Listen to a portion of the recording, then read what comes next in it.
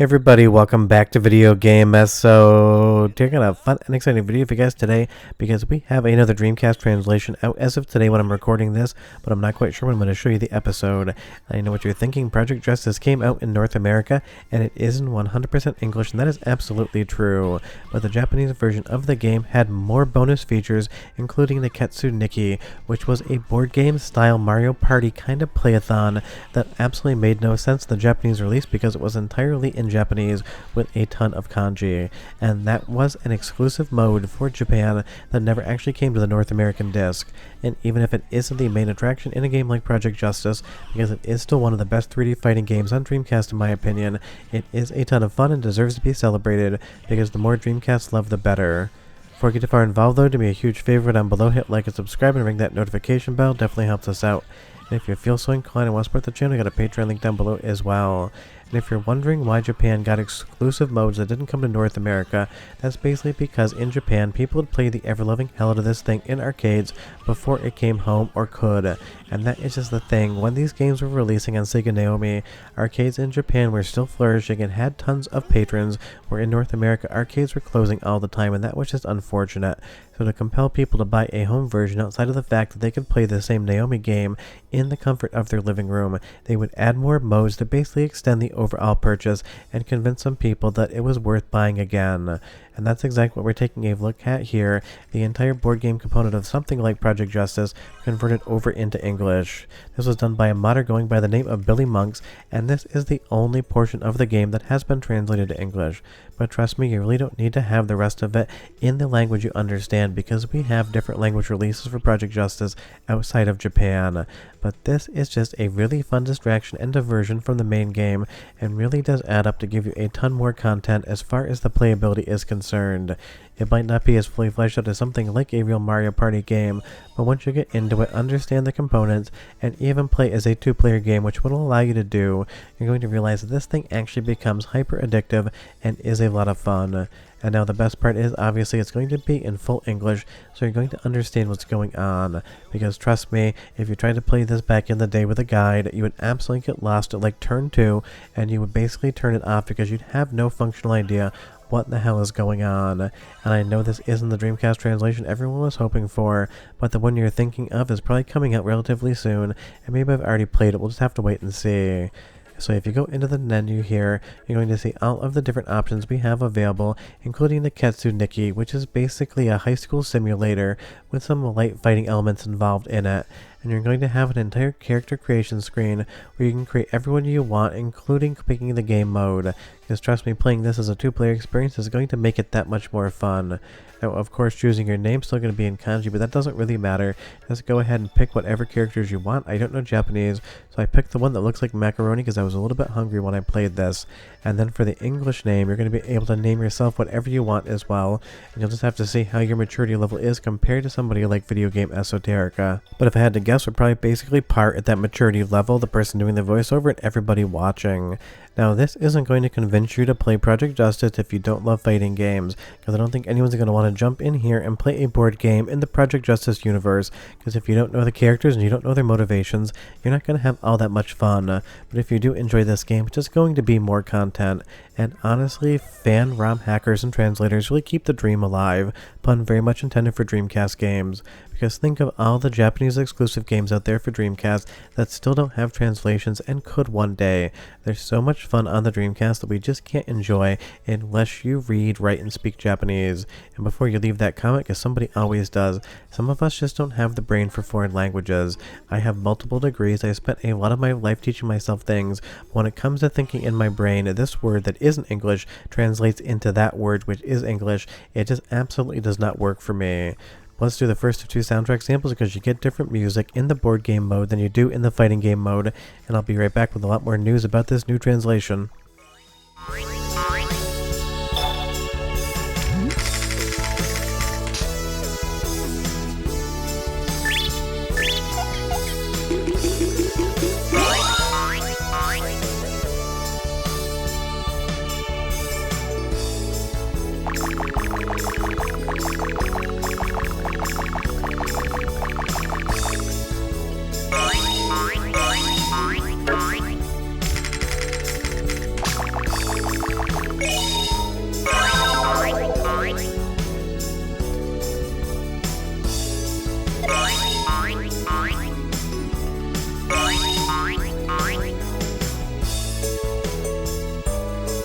It's really fun track, and that's a good thing because it's going to be playing on loop basically the entire time you're playing the board game mode. And if you're wondering about the overall gameplay, you're trying to make relationships with people that you go to high school with or from rival high schools during your gameplay session here. You're trying to collect different cards to move around the map a little bit quicker, and you will see here you can also engage in battle, but it isn't the exact same battle as something like Project Justice, the main game. And I would have loved to have seen that kind of mixed and matched where you have actual fights in the Project Justice engine, and you also have this kind of slap fight going on here. But as far as an animation is concerned and overall aesthetic, it absolutely is hilarious, and I love that they took the characters from Project Justice and basically gave them that super deformed chibi anime style, because these are not the same models that you're going to be playing in the actual game. And speaking of the actual game of Project Justice, if you watch the video long enough now, I can pivot over to some actual 3D fighting game footage and try to convince you that you have to play it if you never have. But if you want to check out this new translation, I left a link in the description below to the patch. You'll have to use the Universal Dreamcast patcher tool to be able to do it.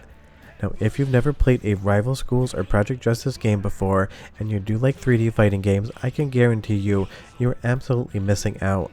For some strange reason, I encountered more people that have never played this game than any other 3D fighting game of its era, and that's just absolutely a disappointment. The overall story aesthetic here is a ton of fun with all the different rival high schools, but remember, if you want to play Nekketsu Nikki, you're going to have to go back to the US Dreamcast version, Project Justice, to get the English story in the actual arcade mode. But what's the bad thing about having two different versions of the same game? Nothing whatsoever, you're just getting more fun. But the overall fluidity in combat here and that Dreamcast/Naomi aesthetic, this absolutely works for me. And the best part is you can play this on real hardware with a GDEMU. You can go ahead and run it on Flycast if you want. There is no way that this game won't work, so long as it'll run a Dreamcast game, you'll be able to play this one. And that really is something that I wish Capcom would remember existed. I would love a modern entry in the Project Justice and Rival Schools franchise. If you weren't aware, it did get its life started out on the PlayStation 1, and Rival Schools is an absolutely outstanding game as well. There really isn't a bad fighting game in this overall franchise, but it's one of those things that just could use a lot more attention. But moving back to the board game, the reason we are here, there's so many different components, so many different underlying menus, and being able to understand them in English is going to be the difference between this being fun and just an absolute disaster. Because this thing is just dense with text, and you'll see here the overall board layout. You need to know where you're going and why you're going there and how it's going to benefit you, because this game actually has a lot of strategy going on. You need to plan your moves, you need to plan your upgrades and experience points, so you're going to actually win this one, because these matches can actually take a relatively long time, and you have to basically position yourself to do good in the first half, which is basically almost guaranteeing yourself a loss at the end, and you're just waiting around for it to happen.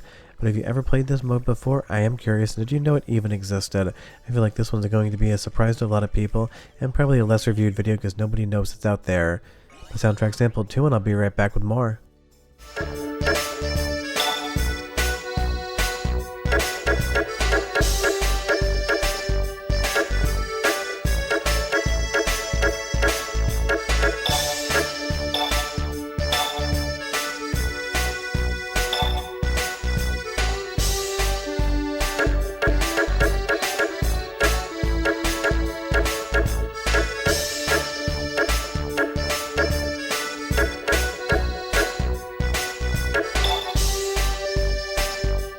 So just some really awesome tracks outside of the mainline game, and it's not called Video Game Common, it's called Video Game Esoterica, because today we're talking about a mode in a fighting game that was exclusive to Japan, and a fighting game that I never really hear many people talk about, which absolutely does bum me out. But that is why the ROM hacking and fan game community, whether it's for Sega Dreamcast or other consoles, absolutely is amazing and deserves all the credit in the world. Because this is the type of thing, if it never happened, not many people would notice, but when it does happen, absolutely the type of thing I want to talk about. Because there's so many incredible games out there, not just on Dreamcast, but on other hardware, that if they were just in English, people would really be able to enjoy. But trust me, there's at least one big English language translation coming in 2026 for Dreamcast that's going to blow all of your minds. But no hints here, you just have to wait and find out which that one is. But in the meantime, Nekketsu Nikki is 100% converted over to English, and if you are a fan of board games, Dreamcast, or just checking out weird Japanese stuff, you don't want to miss this one. Short of that, hope you enjoyed the video, and I'll see you guys next time, and play Project Justice. Bye-bye.